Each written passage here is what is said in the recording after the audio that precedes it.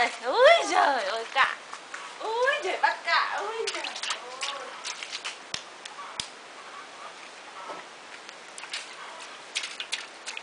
Nét. Bắt cả đấy. Cả đâu con. Đây đây lại đây cả cơ mà. Đây để mẹ bắt cả này con ơi. Ra đây. Đây đi lại đây. Đi đây. Ý, cả đấy nhỉ. Ui ui, đuôi cả này. Đầu cả này. Bắt đi con, bắt lại con chộp đấy. Chộp đấy.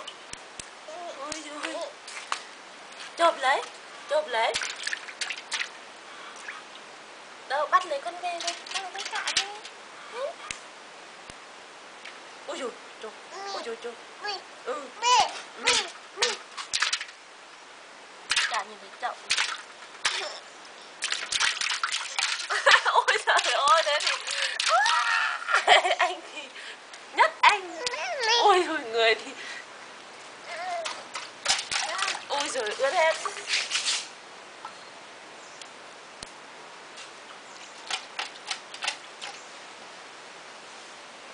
Ui đại. Ngồi chơi đại luôn. Nè. Ngày mai thì ông đi bắt cá. Ai mua cá đây? Cá tươi đây.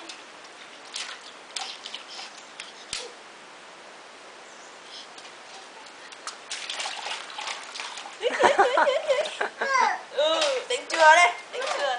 Nó dằm lại đâm vào tay. Đâu?